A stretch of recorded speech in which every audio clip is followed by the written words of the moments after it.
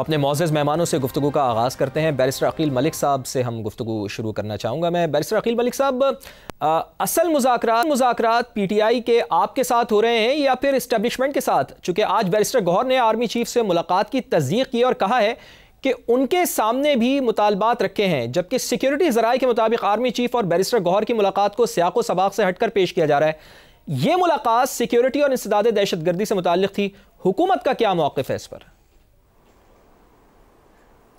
जी बिस्मिल्लाहिर्रहमानिर्रहीम, बहुत बहुत शुक्रिया। देखें, ऑब्वियसली एक तरफ तो कहा जाता है कि हम हुकूमत के साथ मुज़ाकरात करें और फिर दूसरी तरफ एक सिक्योरिटी हवाले से सिक्योरिटी का जायज़ा लेने के हवाले से एक मीटिंग हुई और वहाँ पे उसकी साइड लाइन्स पर अगर कोई मुलाकात हो गई तो उसको सियाओ सबाक से हट के जिस तरह पेश किया जा रहा है, इट्स वेरी अनफॉर्चुनेट।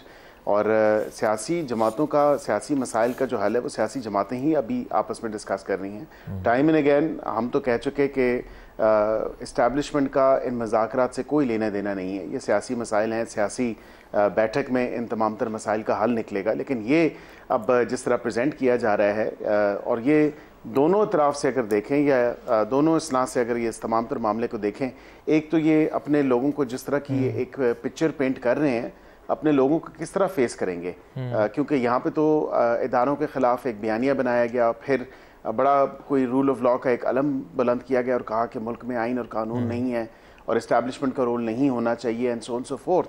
और अब उस मेरे ख्याल से हाई हॉर्स से ये अब उतर आए हैं। लेकिन बैरिस्टर साहब, अगर तो इस मुलाकात को सियासी रंग दिया जाता है तो इससे इसको फ़ायदा, इनको क्या फ़ायदा होगा फिर इससे?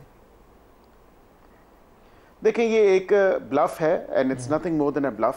कल जब फैसला आएगा तो आपको पता चल जाएगा कि क्या डील हुई है या क्या डील हुई है। लेकिन कल फैसला आ रहा है। सवाल तो ये है, $1 मिलियन क्वेश्चन तो ये है कि कल फैसला आ रहा है बैरिस्टर साहब। जी इंशाल्लाह, उम्मीद तो है और अच्छे की उम्मीद रखनी चाहिए। मैं समझता हूँ पिछली दफ़ा भी फैसला लिखा हुआ था और ख़ुद ही अदालत में जब पेश नहीं हुए और वकला भी पेश नहीं हुए, फिर इनकी इमरान खान साहब भी पेश नहीं हुए, बुशरा साहब भी पेश नहीं हुई। जब अदालत का टाइम 8:30 बजे था तो ये लोग पेश नहीं हुए। अब उम्मीद तो है कि ये टाइम पे जाएंगे और टाइम पे जो है वो जज साहब फैसला भी सुना देंगे। चलें जी, बैरिस्टर अकील मलिक साहब, मैं चाहूँगा कि हुमायूं मोमिन साहब से इसका भी जवाब ले लूँ। हुमायूं मोमिन साहब, क्या वजह है, आप लोग टाइम पर क्यों नहीं जाते, अदालतों में क्यों पेश नहीं होते? हुकूमत तो यही कह रही है, इतराज़ कर रही है कि आप लोग टाइम पर पेश नहीं होते। एक तो एक चीज़ इसका भी जवाब दिएगा और दूसरा ये है कि मुज़ाकराती कमेटी हुकूमत के साथ बातचीत कर रही है, मुतालबात भी तहरीरी तौर पर अब आज आपने दे दिए हैं। बैरिस्टर गौहर के मुताबिक आर्मी चीफ से मुलाकात हुई है और उनके सामने भी हमने मुतालबात रखे हैं। सिक्योरिटी ज़राए के मुताबिक मुलाकात इंसदाद दहशतगर्दी से मुताल्लिक़ थी, जिसे गलत रंग दिया जा रहा है। क्या कहेंगे, एक वक्त में दो जगह मुज़ाकरात से मुज़ाकरात आप नहीं समझते कि बेवक़्त नहीं हो जाएंगे? बिस्मिल्लाहिर्रहमानिर्रहीम, इय्याका नअबुदु व इय्याका नस्तईन। देखिए, इस तरह है कि सबसे पहले तो जो आपने पहले जजमेंट के डिले होने का बताया था और उसने कहा, आपने कहा था कि आप टाइम से क्यों नहीं पहुंचे। देखिए, जो मुझे याद पड़ता है या जितना मुझे इल्म है, जज साहब ने 11 बजे का टाइम दिया था। अच्छा, अब मुझे हम सबको 11 बजे आना चाहिए था, उसूलन 11 बजे आना चाहिए था। अगर जज साहब 9 बजे से लेके 10:30 बजे तक बैठे हुए थे तो वो तो उनका काम था, दैट इज हिज जॉब, ठीक है। अब अगर वो 10:30 बजे जस्ट बिकॉज के वो एक ही केस के लिए वहाँ आते हैं तो उन्होंने कहा कि जी कोई आया नहीं है तो मैं जा रहा हूँ तो आप वो करेंगे, मुझे समझ नहीं आती कि 11 बजे का टाइम देके आप 10:30 बजे कैसे कह सकते हैं कोई आया नहीं था, ठीक है। अच्छा। ही मस्ट अंडरस्टैंड कि जब आप 11 बजे का कहते हैं आपको 11 बजे वेट करना चाहिए, 11 बजे तक का वेट करना चाहिए। 11 बजे के बाद आप दो काम कर सकते हैं, या आप पूछ लें कि कोई आ रहे हैं तो वो कहेंगे कि हाँ जी रास्ते में, तो you can wait if you have got courtesy. अगर आप समझते हैं कि नहीं टाइम के बहुत पाबंद है और अगर कोई टाइम से 1 मिनट भी लेट आता है तो आप करेंगे तो ठीक है वो कर ले। लेकिन हैविंग सेड दैट थिंग, जहां तक मुझे इल्म है, I am not a lawyer, I am sure barrister साहब मुझे बेल आउट कर लेंगे, मुल्जिमान का वहां होना जरूरी नहीं है। अच्छा। उसके बगैर भी फैसला सुनाया जा सकता है, ठीक है, ये भी अपनी जगह है। जहां तक मुझे इल्म है, जिस तरीके से इद्दत केस के अंदर फैसला सुना दिया गया था, और इद्दत केस आपको पता है किस किस्म का था, जिस तरीके से साइफर केस के ऊपर और इस सब के ऊपर ये लोग सब ओपन एंड शट कहते रहते थे, इसी तरीके से इसी केस के ऊपर फैसला सुना देंगे, सो व्हाट। इसके अंदर कुछ है नहीं, 1 रुपया इमरान खान के पास नहीं गया, 1 इंच की जमीन इमरान खान के पास नहीं गई। ट्रस्टीज का इन लोगों को पता ही नहीं है कि ट्रस्टीज का मतलब क्या होता है, सारी की इन लोगों पर कभी किसी ने ट्रस्ट किया नहीं, इनको क्या पता ट्रस्टी क्या होता है। आगे चलते हैं। अब देखिए, फर्ज करें मैं देखता हूं जब आप कहते हैं ना कि ये लोग हुकूमत से मुज़ाकरात कर रहे हैं, हुकूमत के पास कोई ताकत नहीं है। आपको भी पता है, मुझे भी पता है, बच्चे बच्चे को पता है, पूरी दुनिया को पता है। वो कहते हैं ना, नहीं तो फिर आप मुज़ाकरात की टेबल पर क्यों बैठे हुए हैं हुमायूं मोमिन साहब? अगर आप ये समझते हैं कि हुकूमत के पास कोई ताकत नहीं है तो फिर मुज़ाकरात की टेबल पर क्यों है? मुझे बोल लेने दे। इस तरह है कि हुकूमत वक्त हमेशा हमें कहती थी कि आप लोग पॉलिटिशियंस के साथ बात करें। हमारा जो मौक़िफ़ एक होता था कि आपके पास ताकत नहीं है, आपके साथ बात करने का फ़ायदा नहीं है। लेकिन हमने इनका ब्लफ, जैसे अभी बैरिस्टर साहब कह रहे थे ब्लफ, तो हमने इनका ब्लफ कॉल किया। हमने कहा चलो आपसे बात कर लेते हैं। अब उन्होंने कहा कि हम in writing they. In writing इसलिए मांग रहे हैं कि ताकि जो चीज़ हम बोलेंगे, लिखेंगे, ये जाएंगे, जो भी पावरफुल लोग हैं उनसे पूछेंगे यार ये लिखा है, आप क्या जवाब दे, वगैरह वगैरह वगैरह। लेकिन coming back to the second point, जो बैरिस्टर साहब जो बैरिस्टर गौहर साहब और चीफ साहब की मुलाकात हुई, देखिए जहां तक मुझे पता है, अब चूंकि मैं उधर था नहीं, लेकिन जो मेरा एक अंदाजा है, ठीक है, जब मैं और आप बातचीत कर रहे हैं और आपकी, मुझे पता है आपकी मुलाकात कहीं और भी होनी है, बैरिस्टर साहब से भी होनी है, कोई मसला होना है, फलाना होना है, और ये पूरे पाकिस्तान का मसला है, क्योंकि ये स्टेबिलिटी पाकिस्तान की स्टेबिलिटी है। ये स्टेबिलिटी ना बैरिस्टर साहब की है, ये स्टेबिलिटी ना आपकी, ये स्टेबिलिटी है। तो इन अदर वर्ड्स, ना पीएमएलएन की स्टेबिलिटी है, ना पीटीआई की स्टेबिलिटी है, ये स्टेबिलिटी पाकिस्तान के लिए। तो अगर उसमें कोई ऐसी बात हो जाती है कि जी ये हमारी बात हुई है, इस पे हुई है, तो उसमें मेरा नहीं ख्याल कि इसमें कोई बड़ी बात है या इसमें किसी को डिनाई करने की। हाँ, उधर जब मिलते हैं तो हर किस्म की बात हो जाती है, कोई ऐसी बड़ी बात नहीं है। आप बेसिकली, लेकिन सिक्योरिटी ज़राए ने तो इस चीज को कंफर्म कर दिया है ना, इसको डिनाई दे दिया है कि किसी किस्म की कोई उसमें सियासी पॉलिटिक्स के ऊपर कोई बात नहीं। मैं आता हूं दोबारा से मोहम्मद साहब आपकी तरफ दोबारा आता हूं। मैं चाहूंगा कि जरा शर्मिला फारूकी साहिबा से भी इस पे मौक़िफ़ ले लें। शर्मिला साहिबा, बैरिस्टर गौहर की आर्मी चीफ से मुलाकात और बातचीत जिसकी तरदीद भी अब आ चुकी है, आप इसको कैसे देखती हैं? एक साथ हुकूमत और इस्टेब्लिशमेंट के साथ मुज़ाकरात चल सकते हैं क्या? देखिए जी, बात तो ये ओरिजिनली इस्टेब्लिशमेंट से ही करना चाहते थे, हुकूमत से और किसी सियासी जमात से तो करना चाहते नहीं थे। अब अगर इनको कभी भी मौका मिलेगा कि ये इस्टेब्लिशमेंट से बातचीत कर सकें या इस्टेब्लिशमेंट ने इनको कोई रास्ता दिखाया, तो ये बिल्कुल भी नहीं हिचकिचाएंगे उनसे बातचीत करने में, क्योंकि ये आई उनके कंधे पे थे और इनको दोबारा भी अगर आना है तो उन्हीं के कंधों पे आना है। झगड़ा भी इनका उन्हीं से है। बात यह है कि देखिए, इस वक्त एक सियासी माहौल में गर्मा गर्मी है। मुज़ाकराती टीमें तो बैठी हैं हुकूमत की और अपोजिशन की, और मेरा ख्याल है कि खुश असलूबी से 3 बैठकें हो चुकी हैं जी। लेकिन इस वक्त भी अगर इनको मौका मिला कि एस्टैब्लिशमेंट ने इनको कोई हाथ दिया, तो ये वो हाथ पकड़ के उनके पास चले जाएंगे, क्योंकि बेसिकली तो ये कोई ग्रास रूट लेवल की सियासी जमात तो है नहीं, ना ये कोई सियासी लोग हैं। इनको आना ही एम्पायर की उंगली पे है और जाना भी एम्पायर की उंगली पे है। बात यह है कि अभी आपके एक मेहमान कह रहे थे कि जी बुशरा बीबी और इमरान खान ना भी हाजिर हों तो फैसला सुना दिया जा सकता है। ऐसा नहीं है, एब्सेंशिया में फैसला नहीं सुनाया जा सकता। प्रोसीडिंग शायद हो सकती हो, लेकिन जब जजमेंट होती है तो the accused people have to be present, वरना अगर एब्सेंशिया में सुनाएंगे तो फिर वो जजमेंट चैलेंज हो सकता है। ठीक है। और एब्सेंशिया में आप सिर्फ 3 साल की सजा सुना सकते हैं। सो अब क्यों नहीं पहुंचे, कैसे नहीं पहुंचे, अगेन ये मैं इल्ज़ाम बिल्कुल भी इमरान खान या उनके अहलिया को नहीं दूंगी। उनको पहुंचाना एटलीस्ट इमरान खान को वो जेल अथॉरिटीज का काम था। बीबी बुशरा बीबी को आना ऑफ कोर्स वो उनका काम था, बिकॉज वो तो रिहाई के अंदर है। लेकिन ऑल सेड एंड डन कब तक डिले करेंगे?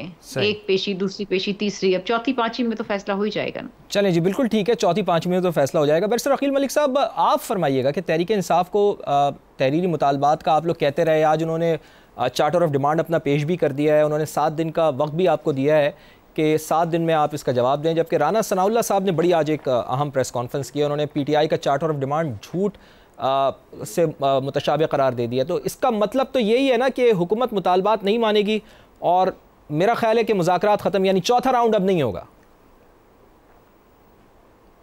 नहीं, देखें, we should look to the brighter side and I think कि बिल्कुल चौथा राउंड होना चाहिए। लेकिन राना साहब ने बिल्कुल ठीक फरमाया, क्योंकि यहाँ पे मतलब मुझे बताने की ज़रूरत नहीं है, शर्मिला साहिबा बैठी हैं, सेनेटर साहब बैठे हैं, टाइम एंड अगेन यही कहा गया, लिख के क्या दें हम, क्योंकि सिर्फ 2 डिमांड्स हैं और 2 डिमांड्स के इतनी कोई तफसील तो नहीं है उन 2 डिमांड्स की कि हम वही मिनट्स ऑफ द मीटिंग को तस्वर कर लिया जाए हमारी रिटन डिमांड्स।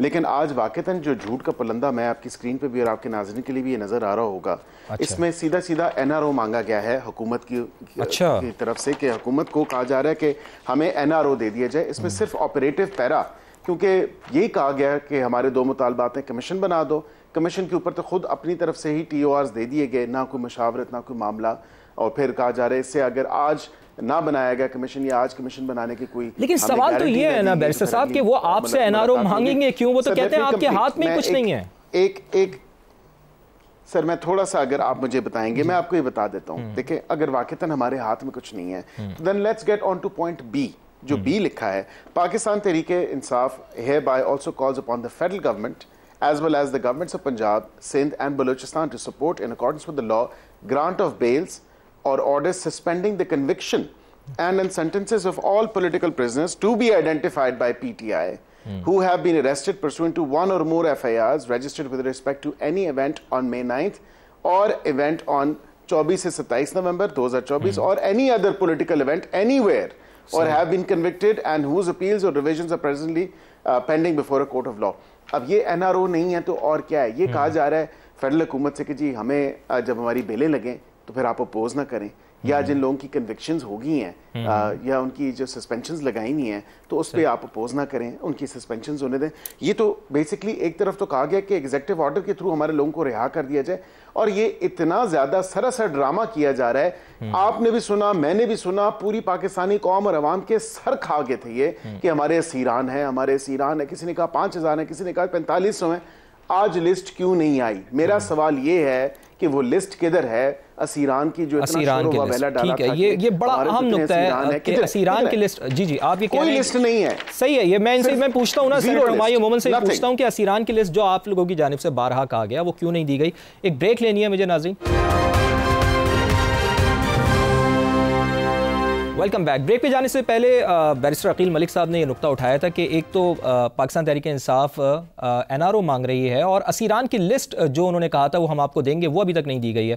तो हुमायूं मोमिन साहब क्या वजह है? एक तो आप पहले बताएं कि NRO क्या वाकई आप इस हुकूमत से मांग रहे हैं जिसके बारे में आपका तासुर ये है कि इनके हाथ में तो कुछ है ही नहीं, और दूसरा असीरान के बारे में क्यों आप लोगों ने सारी इनको इन्फॉर्मेशन नहीं दी, उनकी लिस्ट क्यों नहीं दी आपने? देखिए अब मैं लॉयर नहीं हूं, लेकिन जो लिखा गया है उसमें जो मुझे समझ आई है, और ये याद रखें हमारी 2 बेसिक मुतालबात थे। एक मुतालबा था कि जो पॉलिटिकली मोटिवेटेड प्रिजनर्स हैं, इसके ऊपर क्या लिखा हुआ है कि हर वो प्रिजनर जो किसी भी लिहाज से पॉलिटिकल उसके ऊपर आपने किया हुआ है, तो ये तो फैक्ट नंबर 1 है कि हम कह रहे हैं कि पॉलिटिकल केसेस। नंबर 2 हम कह रहे हैं उनको बेल दे दो, हम ये नहीं कह रहे कि उनके केसेस खत्म कर दो, उनके बेल दे दो। अच्छा, बेल देने के बाद जो दूसरी बात है, जो आपका दूसरा जो पॉइंट है, वो हम कह रहे हैं कि आपके पास तो इख्तियार नहीं है, हमारे ऊपर 2 अब ये सारे लोग जितने भी असीरान हैं या जितने भी लोग हैं, इनके ऊपर केसेस हैं 2 चीज़ों के लिहाज से। एक 9 मई मेनली, और उसके बाद 26 नवंबर के ऊपर हमारा इनके ऊपर है कि इन लोगों ने गोली चलाई थी। तो इस लिहाज से हम कहते हैं कि 9 मई के ऊपर जितने भी लोग हैं ये पॉलिटिकल है। अगर पॉलिटिकल नहीं है तो आप इनके लिए जुडिशियल कमीशन बनाओ। ये आपका मुतालबा सही है, लेकिन आप लोग ये इनसे क्यों कह रहे हैं हुकूमत से, जो लोग जख्मी हुए हैं या जो लोग हलाक हुए हैं या जो लोग मिसिंग पर्सन हैं उसकी लिस्ट हुकूमत दे? आपके पास क्या इसके बारे में कोई, अपने कारकुनान के बारे में कोई लिस्ट नहीं है, कोई उनके बारे में मालूमात नहीं है? देखिए इस तरह होता है, मैं आपको एक बात बताता हूँ, हमारे और प्रॉब्ली इनके उसमें फ़र्क होता है। ये लोग 100, 200, 300, 400, 500, 1000 बंदा होता है तो ये उनकी लिस्ट बना सकते हैं। हमारे ये हो जाता है कि वर्कर्स के अलावा हमारा एक बहुत बड़ी तादाद जो होती है ना, ये आम लोगों की होती है, वो भी बाहर निकलते हैं, अवाम जिसे कहते हैं, मतलब सारे वर्कर्स नहीं होते, अवाम भी होती है। अब उसमें बहुत सारे लोग ऐसे हैं कि जो निकले थे 24 को, लेकिन वो वापस 26 को घर आज तक नहीं गए। अब उसमें 2 चीज़ें, इन लोगों ने FIR काटी हुई है 5000, 6000 लोगों की, कहा गया है कि 5 से 6 हज़ार लोगों को बंद किया हुआ है। अच्छा, आप लोग तो इस्लामाबाद लोगों को लेकर आए थे ना, तो आप लोगों के पास तफसीलात नहीं है कि जिन लोगों को लेकर आप आए थे उनमें से कौन से मिसिंग हैं? तो चूंकि तो सबका पूरा मॉब ही आप लेकर आए थे। नहीं, हम लेकर नहीं आते। हम देखिए, हमारे में और इन लोगों में फर्क है। हम लेकर नहीं आते, हम निकलते हैं, लोग साथ शामिल होते हैं, लोग अपने अपने उस पे खर्चे पे शामिल होते हैं, अपने पैसों पे होते हैं उसमें। हम किसी को लेकर नहीं आते। हाँ, बाज जगहों पे जो वर्कर्स होते हैं उनके लिए, अगर उनके लिए कोई क्या कह सकते हैं उसे, ये व्हीकल या कुछ चीज अरेंज करनी हो, वो हर एक करता है, हम भी कर लेते हैं वर्कर्स के लिए।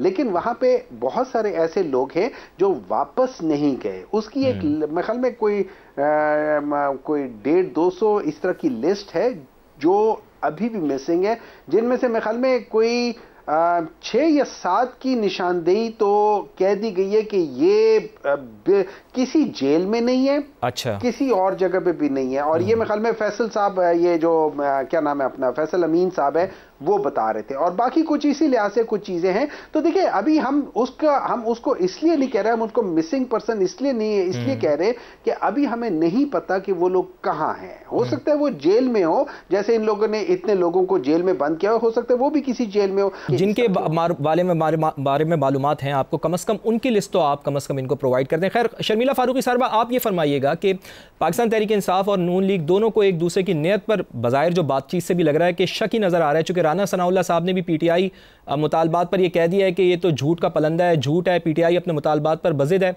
तो अब आपको लगता क्या है कि हुकूमत और पीटीआई के दरमियान मुज़ाकरात का चैप्टर अब क्लोज हो जाएगा या फिर मुज़ाकरात की चौथी नशिस्त आप होती हुई देख रही हैं? देखिए जी, I have to be sceptical on this.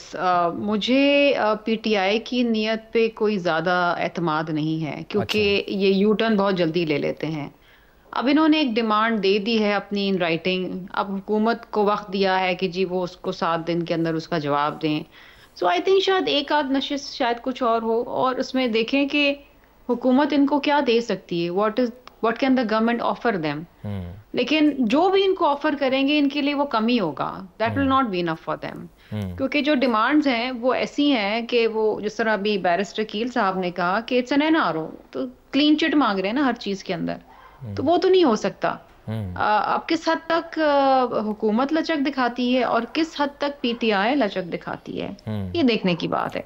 क्योंकि अगर हट दर्मी पर है, जब भी डिमांड्स होती है ना, ये नहीं होता कि आपने 4 डिमांड्स दी, वो 4 की 4 सामने वाले ने पूरी कर दी। उसमें फिर गिव एंड टेक होता है कि चले जी 2 पूरी हो गई, 2 छोड़ दी, फला इस तरह। अब आई डोंट नो ये किस हद तक इसमें ये अपनी एक रिकंसिलिएशन के तहत मामलात को तय कर पाएंगे। लेकिन आप क्या मशवरा देंगी शर्मिला फारूकी साहिबा, हुकूमत क्या क्या चीजें इनकी मान सकती है? देखिए जी, जुडिशल कमीशन की बात कर रहे हैं तो 9 मई के तो बहुत सारे मुल्ज़मान को सजा भी हो गई और उनको माफ भी कर दिया गया, कुछ पे फर्द जुमायत हो गया है, मुकद चलेंगे। तो अब क्या आप रिट्रोस्पेक्टिव में जाएंगे और सारा दोबारा से वो शुरू करेंगे मामला 2 साल पहले वाला? I don't know.